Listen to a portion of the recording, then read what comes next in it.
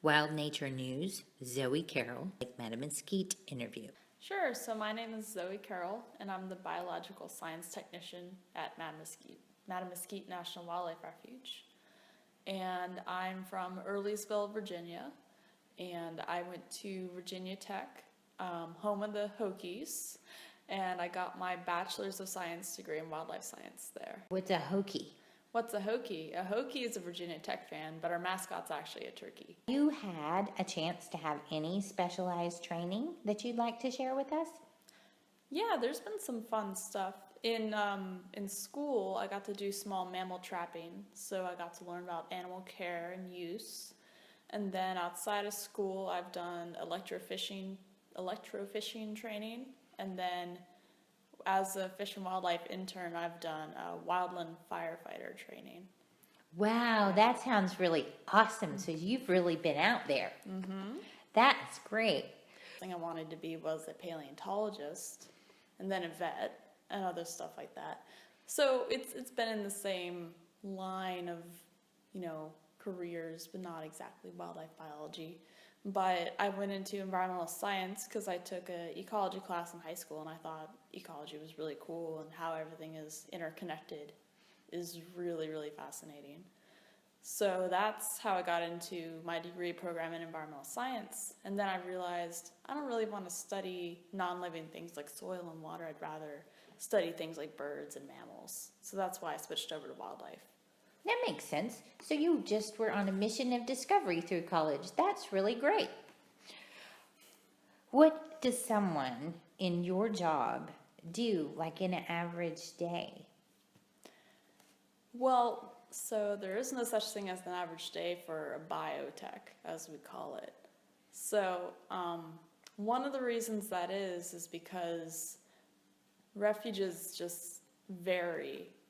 Like all across the country, it's just there's different animals and different resources, and there are different duties that need to be done. So like here at Mattamuskeet, one of my duties that I do every week is take canal salinity reading. So I look at a lot of water quality and water velocity in the canals that come out of the lake. And so I look at the lake water and the sound water.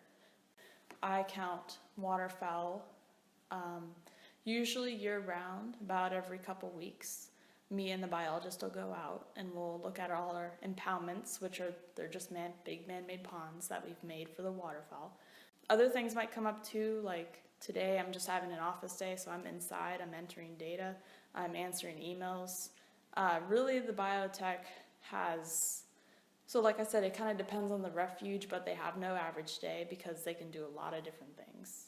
So it's a really cool job, and I like that. It's not the same thing every day. So you're full of variety. Yes. That's awesome. Exactly. And we were fortunate enough at Wild Nature News to actually follow Zoe into the field on one of her bird counts. So we do have an in-depth story on that also that you can click on at the bottom of this story and see how she actually does her bird census count. And boy, does she count a lot of birds. We were highly impressed. Now, Zoe, is there a quote that just really inspires you, keeps you going? One that comes to mind is, I think it's attributed to Gandhi, and he said, "Be the change you want to see in the world." Now, what are you personally passionate about that keeps you just working the way you do? Well, I think the whole picture is important. Like I said, when I was in ecology, I thought it was really cool that everything is connected. So that was the main thing that reeled me in. And then when I got into wildlife, I was actually at an internship, a wildlife rehabilitation internship, where we helped injured wildlife get back out into the wild. And when I saw all these little, fledglings and little songbirds, it's more specifically birds, but obviously it's the whole picture too. And I think, the refuge system has its mission that we need to keep these refuges for the American people, keeping these lands aside, have them, and they can use them as outdoor classrooms and just enjoy themselves. And they'll be here for future generations. I think that's a fantastic passion. Thanks for sharing that. What advice would you give them that you've learned getting to where you are? And ask a lot of questions, because that's what science is all about, is asking questions and finding answers. Then when you get into high school, you'll probably be more prepared for those upper level classes, and you'll just, prepare yourself and ask questions, read, set your... Well, thank you, Zoe. We really appreciate your time at Wild Nature News, and hopefully we'll get to talk to you sometime. And thank you so much, Zoe. Yeah, thanks for having me.